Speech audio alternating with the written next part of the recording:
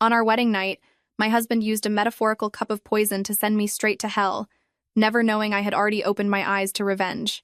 He threw my dead drunk body onto the freezing floor of a guest room, turned around, and embraced his childhood sweetheart.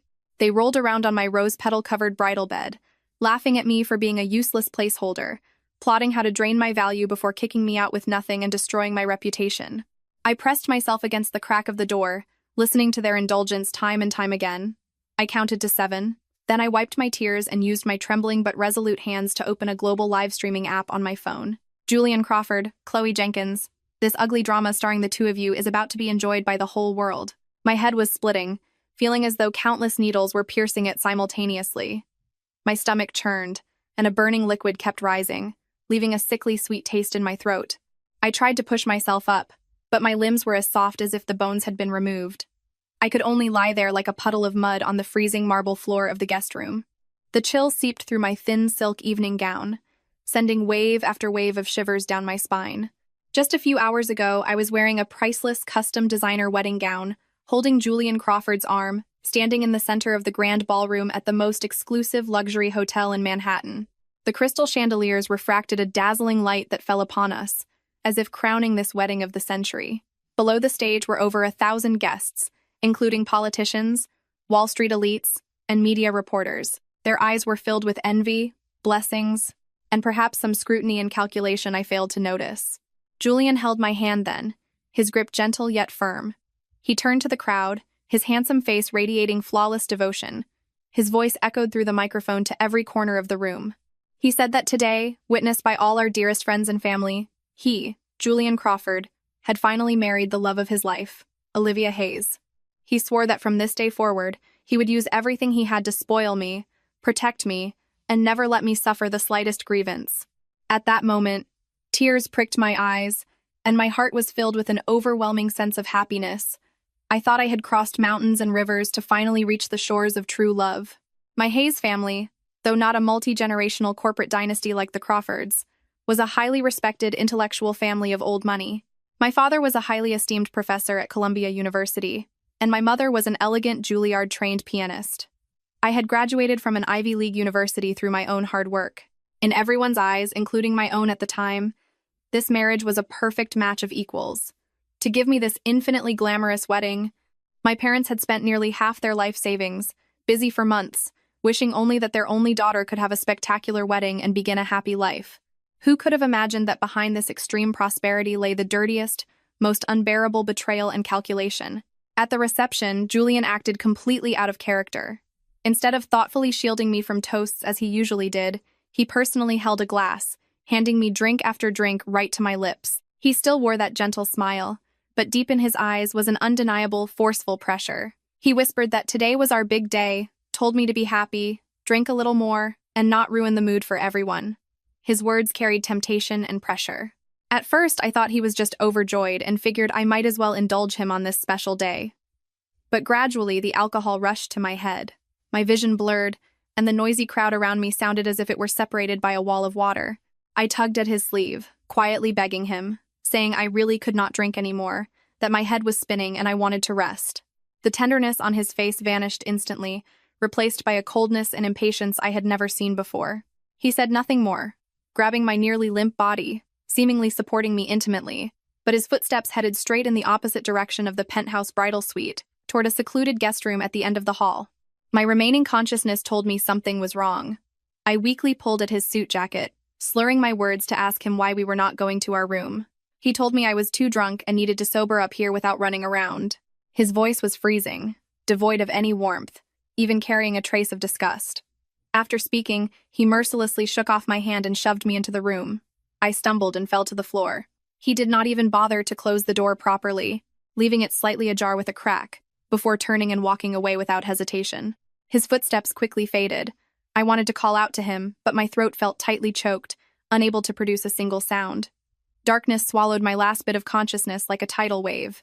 I do not know how much time passed, but I was jolted awake by the sound of ambiguous, flirting laughter. The sound was not loud, but because of the secluded silence of the guest room and the partially open door, it drilled into my ears with absolute clarity. It was Chloe Jenkins, the woman who always followed Julian around, calling herself his childhood best friend and little sister. Her voice was so sickly sweet it could drip water. She told Julian he was so bad, reminding him that today was his wedding night with Olivia. She asked if he was not afraid I would be angry that he threw me in a guest room. Julian's voice followed immediately, filled with undisguised indulgence and contempt. The indulgence was for Chloe, and the contempt was for me. He asked why I had any right to be angry, calling me nothing but a decorative vase put on display.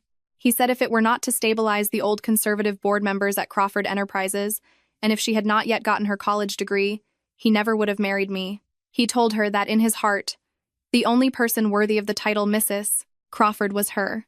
Chloe giggled, telling him he had better treat her even better from now on, or she would tell the whole city about tonight, letting all of Manhattan know that the great CEO Crawford cheated on his wedding night and tossed his bride into a guest room. Julian chuckled deeply, his voice full of leniency, assuring her he could never bear to wrong her. He said that this bridal bed was always meant to belong to them. What followed were nauseating gasps, flirting, and the sticky sounds of bodies colliding. My blood first rushed to the top of my head, then instantly froze. A bone-piercing chill spread from the soles of my feet to my entire body. What churned in my stomach was no longer alcohol, but extreme disgust and fury. I bit my lower lip so hard my teeth sank into the flesh, tasting the heavy metallic flavor of blood. But this physical pain was nothing compared to the agony of my heart being ripped apart and ruthlessly trampled on. I struggled, using every last ounce of my remaining strength to drag myself inch by inch toward the door like a dying insect. Through that narrow crack, I looked into what should have been my bridal suite. The scene before me made my pupils shrink, and the blood in my veins seemed to congeal. My pure white wedding dress, a symbol of happiness and purity, was thrown casually onto the expensive Persian rug-like trash, tangled together with Chloe's sexy red dress. It was a glaring, filthy sight. And on that bridal bed, covered in crimson silk and scattered rose petals, Julian and Chloe were entangled naked. Their movements were wild, their expressions intoxicated. Julian kissed Chloe's sweaty forehead, speaking in a tender, lingering tone I had never heard before. He told her she was the best, infinitely better than that unromantic piece of wood, Olivia Hayes. Chloe wrapped her arms around his neck, letting out a smug laugh. She agreed, telling Julian he should have seen clearly long ago that a pretentious bookworm like Olivia knew nothing about romance. She claimed I only married him for the Crawford family's money and power, calling me a total hypocrite. Listening to every vicious slander and watching every dirty movement, my heart felt as if an invisible hand was squeezing and twisting it. It hurt so much I could barely breathe. The sweet moments of the past 2 years, his meticulous care for me, my parents' admiration and trust in him, and this wedding that had drained my family's energy all turned out to be a carefully orchestrated scam. He never loved me from the start. Marrying me was just paving the way for Chloe, a tool to solidify his position at Crawford Enterprises. Tears poured out frantically, but I quickly wiped them away with the freezing back of my hand. What was the use of crying? Could tears turn back time? Could they erase the betrayal of this vile couple? Could they stop my parents from being heartbroken and humiliated? No. I took a deep breath, forcing myself to detach from that overwhelming despair and anger. The more desperate the situation, the more calm is required. My dizziness was still intense, but my brain was exceptionally clear at this moment. I felt the hidden pocket of my evening gown. My phone was still there. The screen lit up, showing a few unread messages. They were from my mom. She asked if I was exhausted, told me to rest early, enjoy my wedding night, and said Mom and Dad would always love me. Looking at this short line of text, my throat choked up. Guilt and anger burned through my organs like two raging fires. I could not just surrender. I could not let myself endure this absolute humiliation.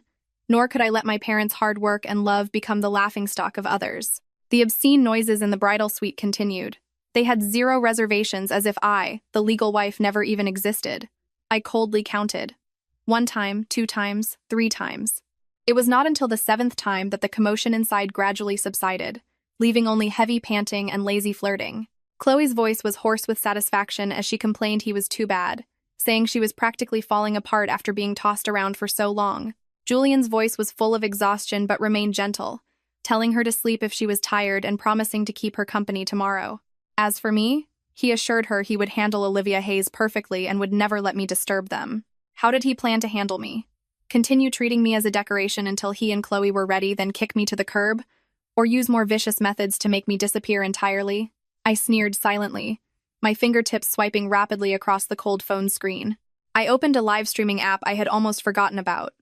The wedding planning team had suggested I download it earlier to record behind-the-scenes moments. I never expected it would serve such a lethal purpose at this moment. I selected the global public mode, adjusted the camera angle, and placed the phone steadily in a hidden corner by the door that offered an excellent viewing angle. The screen clearly displayed the naked, entangled figures in the bridal suite, as well as the messy clothes scattered across the floor. After doing all this, I quietly backed away, curling up in the darkest corner of the guest room. Hugging my knees, I sat like a calm bystander, silently watching the livestream interface bouncing on my screen. At first, there were only a few accidental viewers in the chat. Someone curiously asked what this place was, joking if it was a new adult channel. Another commented that the actors were really dedicated, noting how realistic the bridal suite looked. I did not respond, I just waited in silence, waiting for the dawn, waiting for this ugly drama to ferment, waiting for Julian Crawford and Chloe Jenkins to pay the price for their reckless trampling of marriage and morality. The guest room was dead silent. The only light came from the faint blue glow of the phone screen, accompanied by the gradually steadying breathing from next door. I leaned against the cold wall, entirely devoid of sleep. Innumerable images uncontrollably flashed through my mind. His hypocritical vows at the wedding, his accidental slips about his deep brotherly bond with Chloe while we were dating, and Chloe's seemingly innocent but secretly provocative smiles every time she saw me. Every detail had now turned into a poisoned blade stabbing into my heart, making my resolve for revenge as hard as iron. Julian Crawford, Chloe Jenkins, the pain and humiliation you forced upon me, I will take back completely, with interest. This live stream is not the end. It is the beginning of Olivia Hayes' counterattack. The light from the phone screen illuminated my expressionless face. The light was cold, just like my heart at this moment. I curled up in the corner, staring unblinkingly at the livestream interface. The viewer count began to climb slowly, from dozens to hundreds. The comment section was getting active. People asked if this was really not a movie, pointing out there were no camera crews and just a single fixed lens. Then someone typed out in shock that the guy looked incredibly familiar, asking if it was Julian Crawford, the young CEO of Crawford Enterprises. They noted today was his wedding day, that the bride was named Olivia, and questioned who the woman in the bed was. The chat exploded with the massive gossip of Julian Crawford cheating on his wedding night. They asked if the woman was a mistress, demanding to know where the bride was and realizing she had been set up. Seeing that someone had recognized Julian, a freezing curve formed at the corner of my mouth. Yes, it was him. The man who, just a few hours ago, under the world's spotlight, had promised me a lifetime of devotion. Now, he was sleeping soundly holding another woman in our bridal bed. I reached out and turned my phone's volume to the maximum. It was not to listen to their snoring, but to ensure that even the slightest turn or murmur would be transmitted clearly and unmistakably through the live stream. Time slipped away in the dead silence. The European-style wall clock in the guest room ticked rhythmically. Every tick felt like it was striking my tense nerves, no longer a painful countdown, but the prelude to my revenge. I felt for my ID and a few important bank cards I kept tucked away. I had managed to dig them out of my evening clutch thrown in the corner of the room after recovering a sliver of strength. Gripping these items that proved my existence, the last trace of panic in my heart was suppressed. Suddenly, a rustling sound came from the bridal suite. I immediately held my breath, my eyes locking onto the screen like lasers. I saw Chloe roll over, wrapping around Julian like an octopus. She muttered in her sleep, telling Julian he had to make things clear to that wooden Olivia tomorrow, to make her get lost so she could move in and be the rightful Mrs. Crawford. Julian groaned impatiently in his sleep, patted her back, and mumbled that he knew, that he would do it tomorrow, and told her to stop making noise and sleep. Chloe whined, her voice taking on a tearful tone, displaying her excellent acting skills. She said she was just afraid he would not bear to part with Olivia, considering her father had some influence that the Crawford family needed. Julian seemed to wake up a bit from the noise, his tone heavy with contempt and impatience. He said looking at a woman who acted like a dead fish in bed made him lose his appetite. He stated that once she signed over that project contract, she would be useless. He planned to divorce her then, leave her with nothing, and see what face the Hayes family would have left in their social circles, leaving me with nothing. Humiliating the Hayes family. Julian Crawford, you calculated everything so perfectly. I clenched my fists tightly, my nails digging deep into my palms. The sharp pain kept me extremely awake, while the hatred in my heart spread like wildfire. By this time, the livestream chat had completely blown up. The numbers surged exponentially, breaking the 100,000 mark in the blink of an eye. The comments scrolled so fast they were almost a blur. People confirmed it was Julian Crawford, matching his voice. Viewers expressed their shattered worldviews, disgusted by a man who gave a deep public confession by day and cursed his lawful wife as a dead fish with his mistress by night. They called him pure evil for planning to steal his father-in-law's project and leave his bride destitute. Sympathy poured out for Olivia Hayes, wondering where she was, if she was safe, and cursing the cheating husband and the mistress. Watching the concerned comments emerge, a tiny, almost imperceptible warmth slipped through my heart, but it was immediately covered by an even colder hatred. Breakdown? I had already broken down the moment I witnessed that filthy scene with my own eyes. Now, I only had one thought left: revenge. I was terrifyingly awake. I picked up my phone, exited the live stream interface, and quickly logged into several major social media platforms like X and Instagram. I silently shared the live stream link.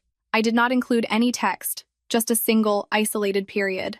It was like a cold, musical rest, yet a massive cliffhanger. I wanted to make this fire burn brighter, spreading to every corner of the internet. Next, I opened my phone's photo album.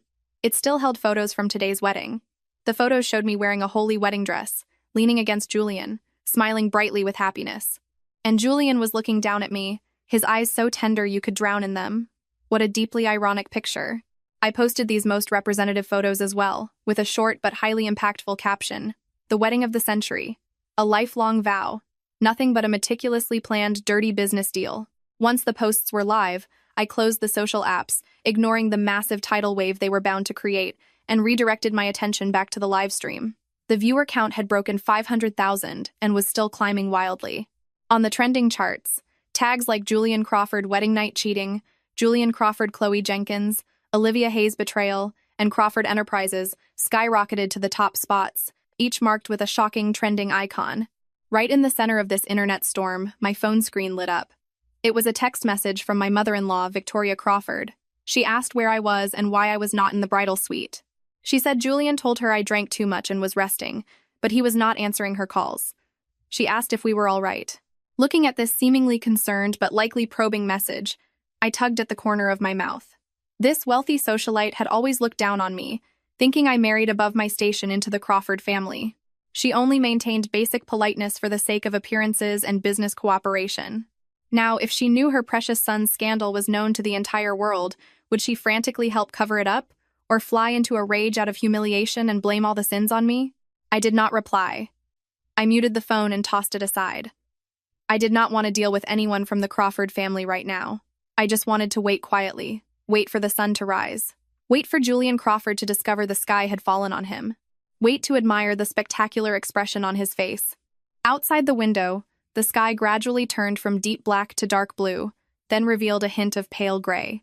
A thin ray of morning light timidly squeezed through the gap in the heavy curtains, landing on the smooth floor of the guest room, yet bringing absolutely no warmth. In the bridal suite, Julian moved. He stretched, slowly opened his eyes, and habitually looked down at Chloe in his arms. A natural, indulgent smile formed on his lips as he reached out to rub her hair. Chloe woke up from his touch, rubbing against his chest with sleepy eyes, acting cute as she wished him a good morning. Julian's voice was hoarse from just waking up, yet still gentle. He told her to get up and clean up, saying Olivia would come looking for them soon and he did not want her to see Chloe. Chloe pouted in dissatisfaction. She said she did not want to hide. She wanted Olivia to see her and know who the most important person in his heart really was. Julian's tone turned serious, carrying an unquestionable dominance. He told her now was not the time. Once the final agreement for the Hayes family project was signed, he promised he would bring her into the family grandly. He warned her that if she caused trouble now and ruined the big picture, she would not be able to handle the consequences. Chloe was frightened by his strict tone, pursing her lips in grievance and not daring to make another sound. Seeing this, Julian softened his tone and coaxed her a bit before getting out of bed and slowly starting to get dressed. I watched his unhurried movements on the screen. It was as if the debauchery and betrayal that lasted deep into the night had never happened.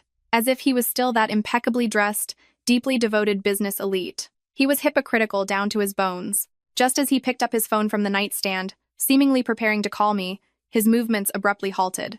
The laziness and tenderness on his face froze instantly, then shattered, replaced by extreme shock and disbelief.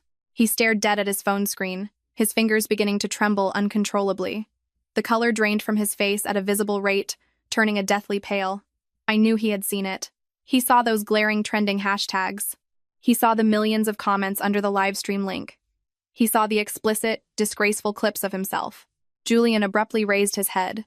Those eyes, usually full of calculation or fake warmth, were now filled with nothing but absolute panic and explosive rage. His gaze swept frantically across the room like an out-of-control searchlight. Finally, it locked dead onto the hidden corner by the door where I had placed the phone. His pupils instantly shrank to the size of pinpricks. The livestream viewer count had now broken the 1 million mark. The comments were surging like a tsunami. They noticed his reaction, mocking his pale face, saying he deserved it for being arrogant and cheating. People asked where Olivia was, expressing deep concern for her safety. Others asked if the stock market had opened and if Crawford Enterprises shares were going to tank. Julian sprang up from the bed, not even caring that he was only wearing a bathrobe. In a few strides, he rushed to the door, snatching the phone from the corner. The screen was slightly hot from recording for so long. When he clearly saw the rolling comments and the terrifying number of live viewers, it was as if he had been struck by high-voltage electricity. He let out a short, terrified gasp. The phone slipped from his powerless hands with a smack. The screen hit the floor, instantly shattering into a spiderweb. But he no longer cared about the phone. He just stared blankly at the shattered glass on the floor, his whole body trembling violently. His lips quivered, but he could not form a single complete syllable. Chloe was terrified by his abnormal behavior. She wrapped herself in a robe and ran over, grabbing his arm, asking him what was wrong, what happened, and why he dropped the phone. Julian violently threw off her hand with such force that Chloe stumbled and almost fell. He pointed at the broken phone on the floor, his voice distorted and pitched up from extreme fear and anger. He screamed at her, asking how she had the nerve to ask what happened. He yelled that everything they did last night was live-streamed, that the whole world saw it, and asked if she was happy now. Live stream. Chloe's face instantly turned even whiter than Julian's. She dropped to a squat, trying to pick up the phone, but the shattered screen was already pitch black. She looked up, her eyes filled with drowning panic, denying it was possible and asking who did it. She immediately guessed it was Olivia, calling me a bitch. Hearing my name seemed to suddenly wake Julian up. A terrifying, murderous glare erupted in his bloodshot eyes. He spun around, charging like an enraged beast toward the guest room where I was located. My heart tightened, and my body instinctively shrank back, pressing deeper into the shadows of the corner. But I did not look away. My eyes remained locked on the screen of my backup phone. Yes, I had prepared another perfectly functional phone that I rarely used, keeping it hidden on me. The main phone was discovered, but the live stream and screen recording were already synced and continuing on my backup device. Bang! The guest room door was violently kicked open by Julian. He stood in the doorway, his chest heaving violently, his gaze sweeping the room wildly like poisoned knives. Finally, it locked dead onto me, curled up in the corner, utterly expressionless. Our eyes met. His eyes held monstrous anger, panic, disbelief, and a trace of ridiculous, lingering desire for control. I simply stared back at him coldly, the depths of my eyes like a frozen lake, without a single ripple. Julian charged over in a few steps, towering over me. He grabbed me roughly by the collar, hauling me up from the floor, and roared, demanding to know if it was me. He called me a toxic woman, asking how I dared to livestream this, accusing me of ruining him and ruining the Crawford family. The collar dug into my neck, bringing a sense of suffocation. But I did not struggle. I just looked at him with those freezing eyes. My voice was hoarse from staying awake all night and lying on the cold floor, yet it was exceptionally clear and firm. I asked him, so what if it was me? I told him he and Chloe did it 7 times on my wedding night, in my bridal bed. I asked if they were afraid of people finding out. Julian was so angry his eyes looked like they would burst. He raised his hand as if to strike me, but the slap never landed. Perhaps it was his remaining sliver of reason, or perhaps the fearless, icy stare in my eyes intimidated him. He tightened his grip on my collar with his other hand, practically squeezing the words through his teeth. He called me ruthless and asked if I was not afraid he would take the Hayes family down with him. Make my Hayes family go down? I let out a contemptuous laugh. Using all my strength, I violently shoved his restraining hands away, stumbling back 2 steps to steady myself. I raised my chin, staring directly into his bloodshot eyes, articulating every word clearly like falling icicles. I asked how he even had the face to mention the Hayes family. I asked if he ever thought about the Hayes family's dignity when he got me drunk on our wedding night, threw me in the guest room like garbage, and rolled around with his mistress in our bridal bed. I asked if he thought about the Crawford family's dignity when he plotted to use my father's connections and then kick me out with nothing, ruining my reputation. I took a step forward, my aura completely overpowering his rage. I told him that from the moment he stepped into that bridal suite with Chloe, He no longer had the right to speak of dignity. Those 7 times were all evidence nailed to his pillar of shame, and the driving force for me to seek justice. Julian's face turned varying shades of green and white under my rebuke, completely at a loss for words. At that moment, Chloe also ran in. Seeing me, she shrieked like a cat whose tail had been stepped on. She called me a vicious bitch, asking if I thought doing this would keep Julian. She told me to keep dreaming, declaring that the person he loved was her, and would always be her. I could not even be bothered to give her a glance. I directly pulled out my hidden backup phone, tapped the screen, and brought up the clearest pre-saved screen recording. I turned the screen toward them and spoke coldly, telling them to look for themselves and admire their masterpiece from last night. 1 time, 2 times, 3 times, 7 times. Every word of pillow talk, every slander and calculation, every movement was recorded crystal clear. I asked if they needed me to help them recall how they described me as a dead fish, or how they planned to leave me destitute. On the high-definition screen, the explicit visuals and vicious words simultaneously assaulted their senses. The blood completely drained from Julian and Chloe's faces, leaving only a corpse-like ash gray. Julian lunged forward to snatch my phone. I was prepared, quickly pulling it back and guarding it tightly against my chest. I coldly told him not to waste his energy. The livestream replay had already spread across the entire internet, and the trending topics had exploded. I told him he could smash one phone, but I had multiple backups saved on different cloud servers, set with timed releases. Even if he killed me right here today, when the time came, all this evidence would automatically appear in the inboxes of major media outlets and on the desks of the police department, the IRS, and the SEC. I promised him that he and the Crawford family would never be able to hold their heads up again. My words completely shattered Julian's last illusion of hope. He stumbled backward, his back hitting the cold wall heavily. He grabbed his head with both hands, letting out a desperate howl like a trapped beast. The wealth, status, and reputation he had meticulously built had all been utterly destroyed by me over a single night, in the most direct and brutal way possible. Chloe had long since collapsed to the floor in terror, only able to cover her face and cry. She asked Julian what they should do now, how they could ever show their faces, and if Crawford Enterprises was going to go bankrupt. Mentioning Crawford Enterprises made Julian snap his head up, a flash of crazed cruelty in his eyes. He seemed to grasp at his final straw, glaring viciously at me. He warned me to delete all videos and live stream records immediately, and issue a public apology stating I was mentally unstable and faked it all. Otherwise, he threatened to ensure my parents and I would die horrible deaths. Die horrible deaths? I felt as if I had heard the funniest joke in the world and actually let out a light laugh. I told him to look at himself right now, look at the trending topics, look at the overwhelming curses online, and look at Crawford Enterprises' stock, if it had not already crashed. I asked if he thought he still had the leverage to threaten me. I dared him to lay a finger on me, promising that the very next second, the documents proving Crawford Enterprises' tax evasion and illegal fundraising would appear exactly where they belonged, sending him, his mother, and the entire Crawford family exactly where they belonged. As if to verify my words, Julian's shattered main phone on the floor suddenly rang with a piercing tone. It was the exclusive ringtone for his executive assistant. Julian lunged for it like a drowning man grabbing a lifeline, his hands shaking as he answered. He did not even have time to speak before his assistant's terrified, incoherent voice blasted through the cracked speaker, exceptionally loud in the quiet guest room. The assistant screamed that something terrible had happened. The company's stock opened and instantly plummeted to the limit, wiping out billions. Banks were calling to demand loan repayments, several major partners sent notices terminating contracts, and agents from the IRS and the SEC were already in the lobby. The media had completely blocked the building entrances. He begged Julian to come back, crying that the company could not hold on. Crash, contract terminations, the IRS. Julian murmured these words as the phone slipped from his hand again, hitting the carpet with a dull thud. His entire body seemed to lose its spine as he slid down the wall and collapsed onto the floor. His eyes were hollow, devoid of any of his former arrogance. He was finished.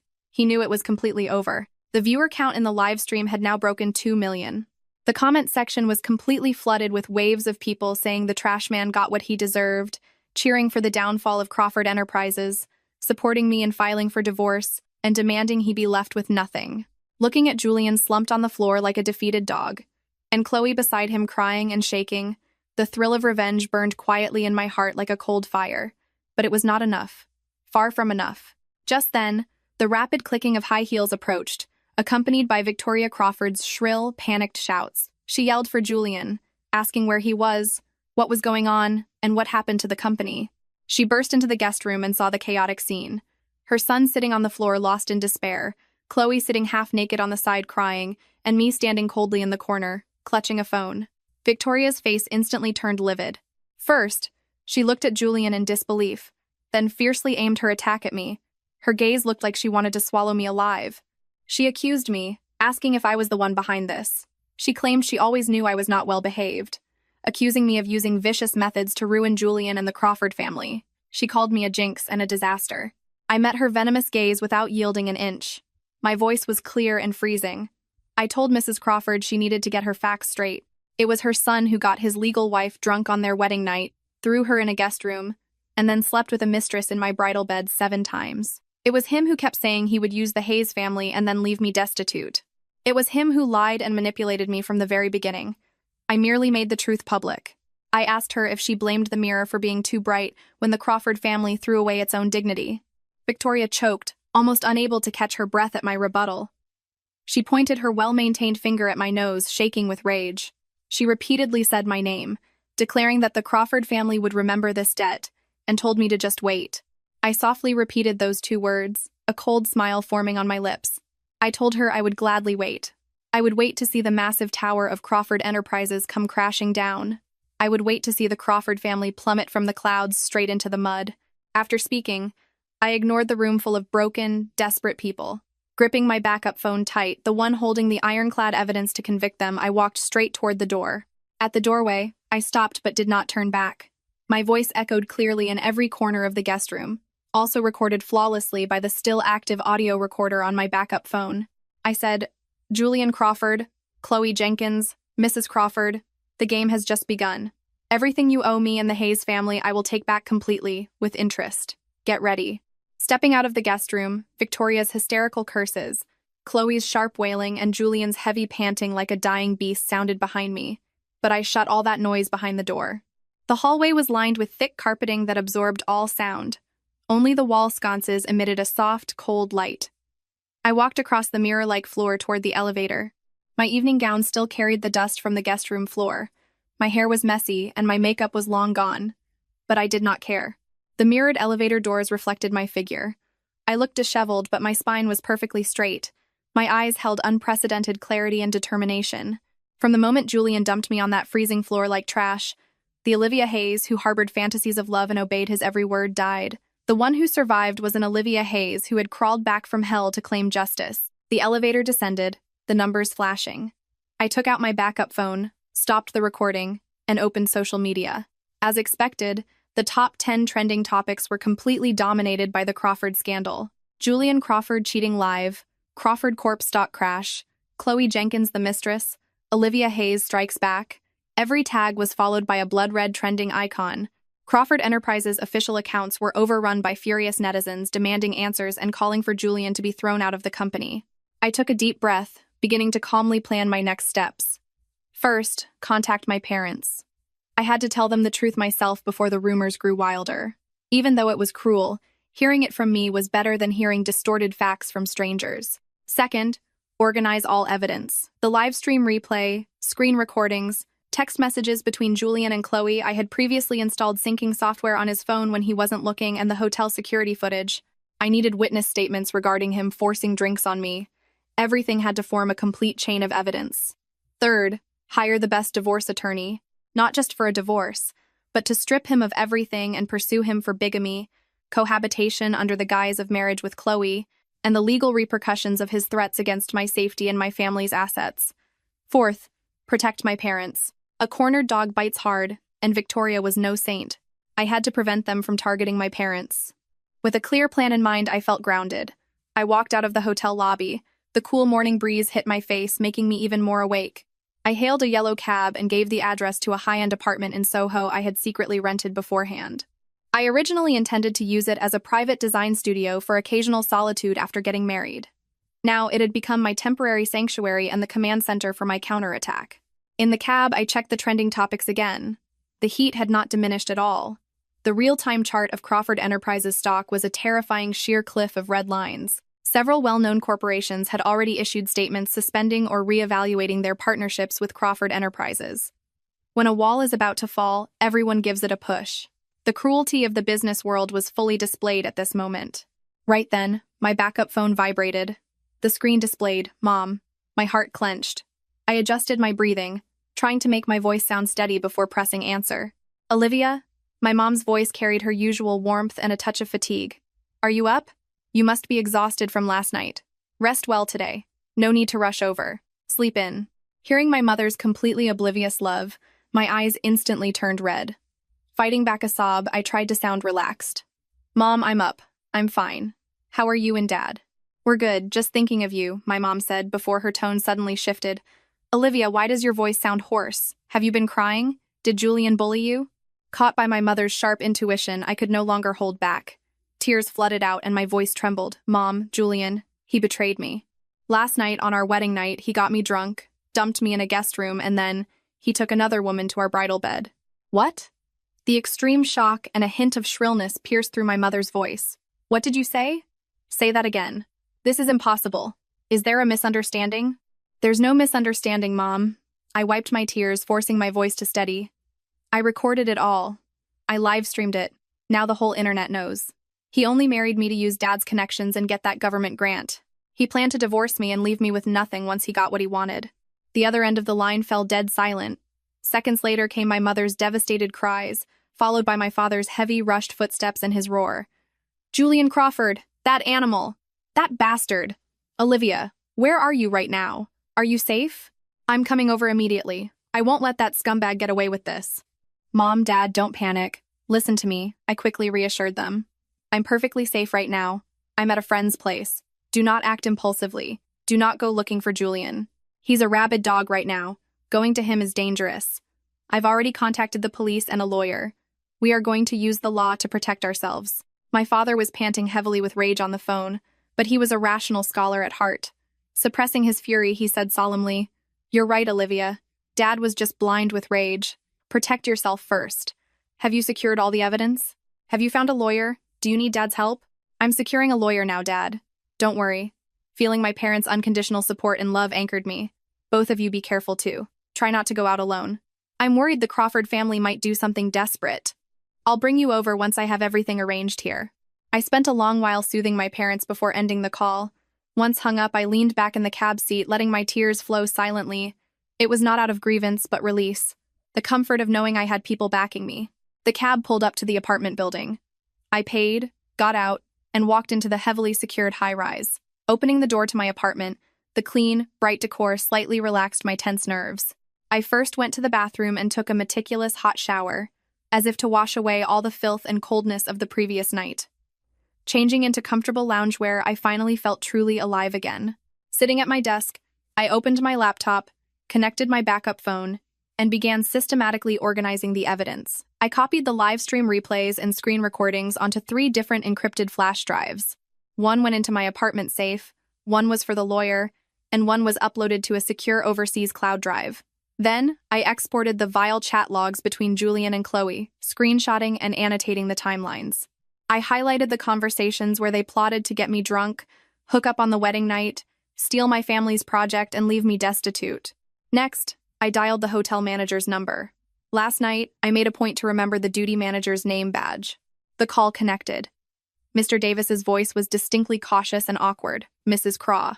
"Oh, excuse me, Miss Hayes. Regarding last night, our hotel is deeply sorry, but that is a private matter between guests. Mr. Davis," I cut him off, my tone calm but commanding. "I understand the hotel's position, but I need the security footage from the hallway leading from the banquet hall to the guest room, as well as the cameras outside my guest room and the bridal suite. This involves a criminal case. Julian Crawford is suspected of intentionally intoxicating and abandoning me, followed by illegal trespassing and assault. If the hotel refuses to provide it, I will be forced to sue the hotel management for negligence and aiding in a crime. I assume your prestigious hotel doesn't want to be labeled a breeding ground for criminals on top of the Julian Crawford cheating scandal." Mr. Davis fell silent. The Crawford family scandal had already put the hotel that hosted the wedding directly in the crosshairs. If they got dragged into a lawsuit, a moment later he caved. His voice was dry. "Understood, Miss Hayes. I can provide copies of the footage for those timeframes. But please guarantee it will only be used for legal purposes and not broadcasted publicly. otherwise. I guarantee it will only be used by my lawyer for legal proceedings. I agreed crisply. Getting that footage provided another solid piece of evidence, showing Julian dragging an unstable me into the guest room and later leading Chloe into the bridal suite. The timeline was perfect. With the footage secured, I began searching for the top divorce attorneys in New York, specifically those specializing in cases involving corporate equity and complex hidden assets. I quickly locked onto Richard Vance, a lawyer renowned in the industry for his aggressive tactics and professionalism. I booked the earliest available appointment. By the time I finished all this, the morning sun outside the window had grown bright.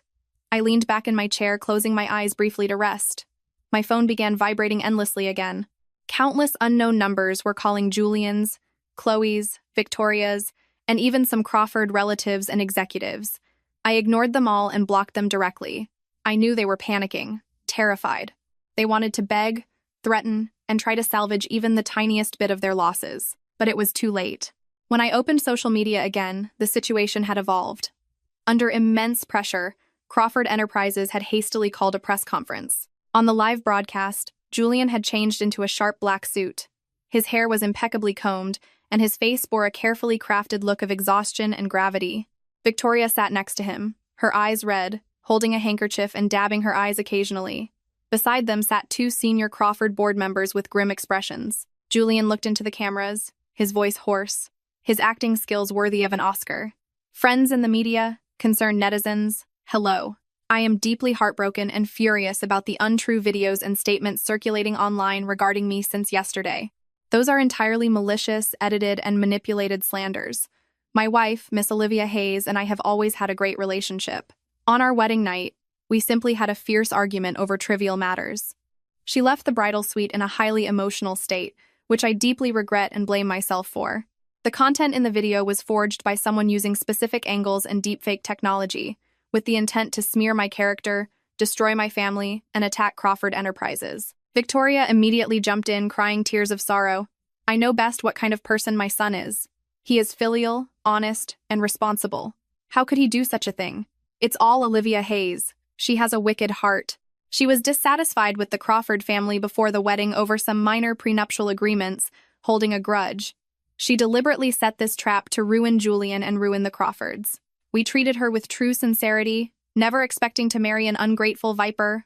The senior Crawford members echoed her with somber faces, accusing me of being greedy, calculating, and ruthless. They announced that Crawford Enterprises would reserve the right to pursue legal action against me for defamation and framing.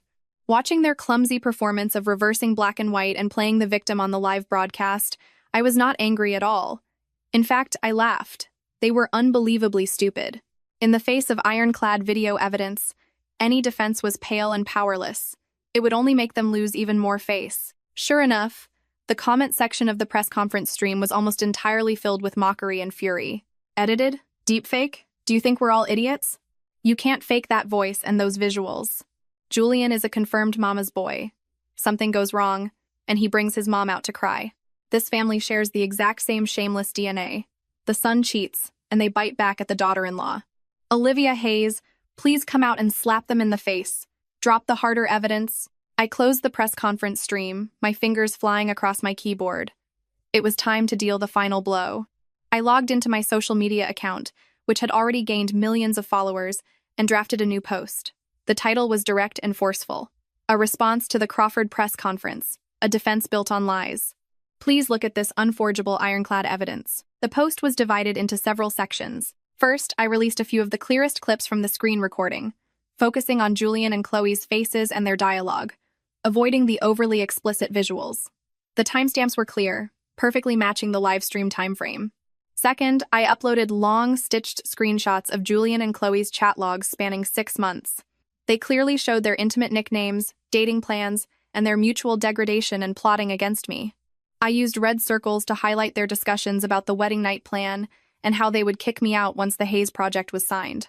Third, I attached screenshots of the hotel security footage I just acquired, blurring the hotel logo. It showed Julian supporting a clearly unstable me toward the guest room, and shortly after, him leading Chloe toward the bridal suite. The timeline connected flawlessly. Fourth, and this was my ultimate weapon, I released photos of financial documents I had accidentally discovered a few years ago. They showed Julian using illicit means to transfer corporate assets and falsify earnings to inflate stock prices. I had taken photos out of suspicion back then, but hadn't investigated deeply. There were also vague clues of his illicit interactions with certain government officials' possible bribery. This required investigation, but I threw it out as bait. I wrote, "Regarding the internal financial status of Crawford Enterprises and the legality of Mr. Julian Crawford's business practices, I believe the relevant authorities will be highly interested." Finally, I tagged the official Crawford Enterprises account, Julian, Victoria, and the board members at the press conference, adding a chilling conclusion: "A lie told 1,000 times will never become the truth. Julian Crawford, Mrs. Crawford, I will see you in court." Furthermore, I have officially retained Mr. Richard Vance to file for divorce and related civil and criminal lawsuits against Mr. Julian Crawford for bigamy, fraud, coercion, malicious transfer of marital assets, and making physical threats against me and my family. Are you ready to face the music? This post acted like cold water thrown into boiling oil, or rather, a massive bomb dropped into a raging fire. Retweets, comments, and likes skyrocketed into the millions instantly. The public opinion, which Crawford's paid trolls had momentarily tried to muddy, became crystal clear, triggering an even larger tsunami. My God, the text messages are solid proof. They were together forever, plotting against Olivia. The security footage is out. Julian intentionally got her drunk and took the mistress to the bridal suite. What an animal. And financial fraud? Crawford Enterprises is rotten to the core. Olivia is so badass. Strategic and landing heavy blows, giving the scumbag nowhere to run. Support Olivia suing them into the ground. Make Julian rot in prison. The ridiculous Crawford press conference was only halfway through when reporters on the scene received push notifications of my post.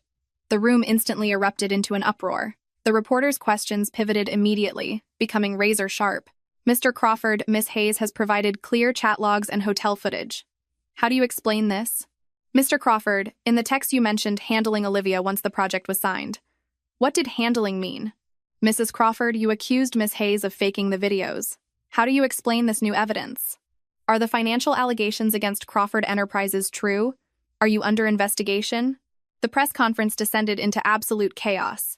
Reporters abandoned their seats, rushing the stage to corner Julian. The live feed was abruptly cut off, but not before capturing Julian's deathly pale face and Victoria's panicked expression. It was too late. The evidence I released was far more destructive than the initial livestream clips. Not only did they solidify Julian's infidelity and malicious schemes, but they also dragged the fire directly to Crawford Enterprises' most vital foundation, its finances and commercial credibility. My phone rang. It was Mr. Vance, the lawyer. His tone was full of admiration and excitement. "Miss Hayes, the materials you provided are phenomenal, especially the financial leads. I've already contacted contacts at the SEC and the FBI, and they are highly interested. Furthermore, your social media post was brilliant. Public opinion is entirely on our side. In the divorce suit, we won't just demand he leave with nothing.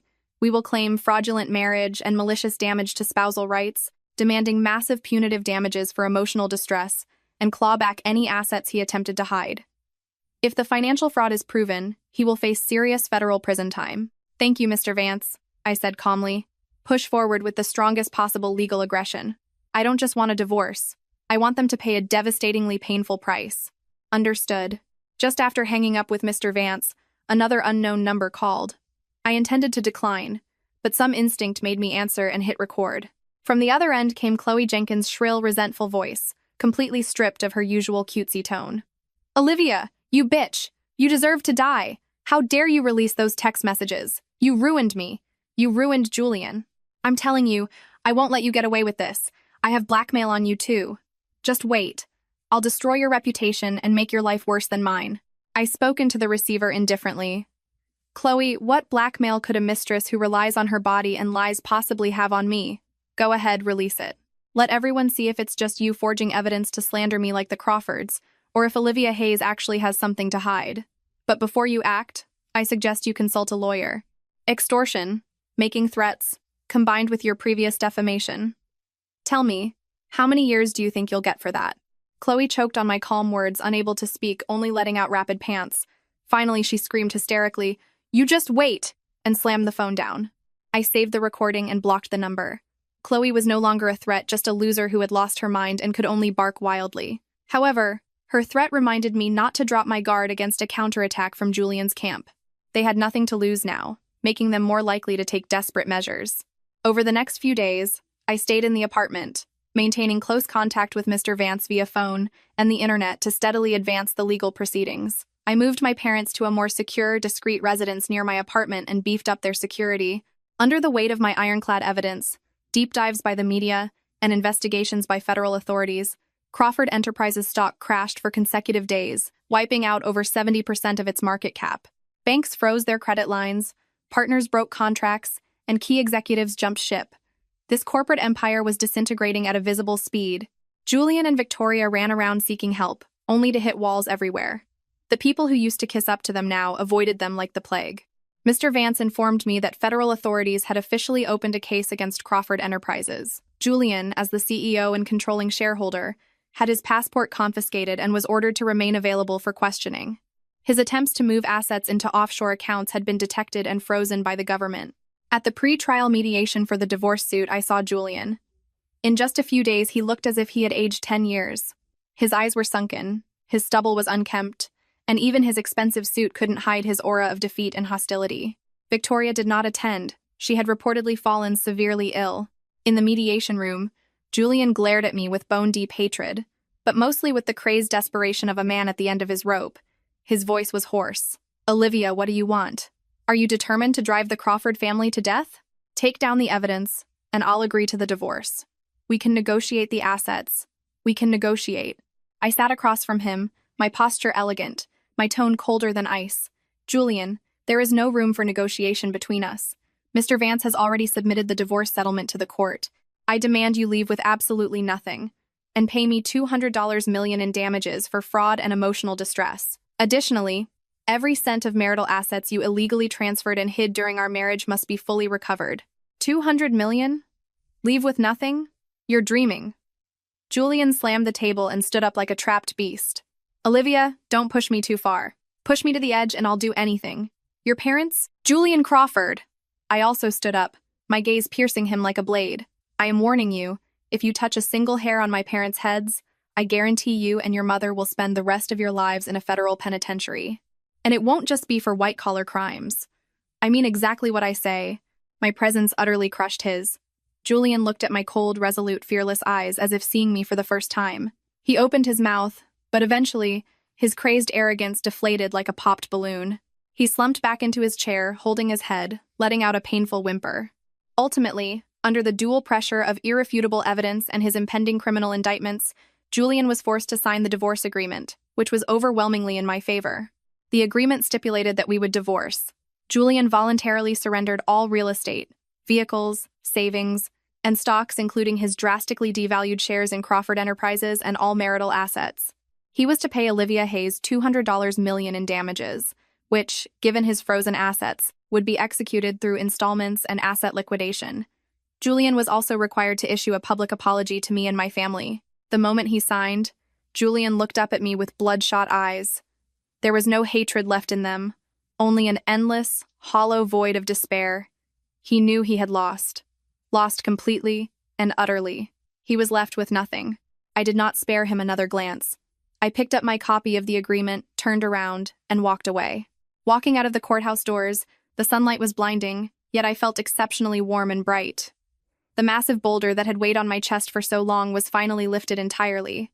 Not long after, Crawford Enterprises was forced into bankruptcy liquidation due to severe financial fraud, illegal fundraising, and massive tax evasion. Julian, as the primary executive responsible, was convicted of multiple federal economic crimes and sentenced to 12 years in federal prison, along with heavy fines. Victoria, shattered by her son's imprisonment and the loss of her fortune, suffered a severe stroke and was paralyzed, spending the rest of her days in a nursing home. Chloe Jenkins tried to spread forged rumors about me online, but netizens quickly exposed her. She was arrested for defamation and her previous attempts to harass me, eventually being sentenced to 1 year in jail. Her life was permanently stained. My life finally returned to peace, or rather, a true rebirth began. I used a portion of my settlement money to buy a comfortable estate in upstate New York for my parents, ensuring they had the best healthcare and security. I used the rest to realize my dream, founding an independent design studio in Manhattan named Rebirth. The studio was not massive, but it carried all my passion and talent. I was no longer someone's wife, no longer an accessory. I was just Olivia Hayes, a designer who had stood up from the ashes and taken control of her own life. Because my designs were infused with real-life resilience and strength, they quickly gained market recognition and industry praise. Occasionally, I would see brief mentions of the Crawford family's ruins in the financial news or the back pages of the tabloids. My heart remained as calm as still water. Those people and those events had long been left far behind by time and my own rebirth. On a bright and sunny afternoon, I sat by the floor-to-ceiling window of my studio, revising a design sketch. My business partner and good friend handed me a cup of coffee, smiling.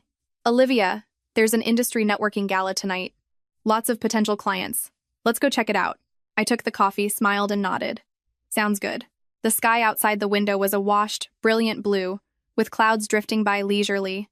I knew the road ahead was still long, and there might still be storms. But I was completely fearless. I had proven that I had enough strength and wisdom to protect myself, guard the people I loved, and create a brilliant life entirely my own. Olivia Hayes's rebirth was just beginning, and the man who once brought her endless darkness, along with everything he owned, had long been ground into insignificant dust under the tide of the times and the iron fist of the law, unable to affect her ever again. The path beneath her feet led straight toward a sunlit horizon, every step firm and unyielding.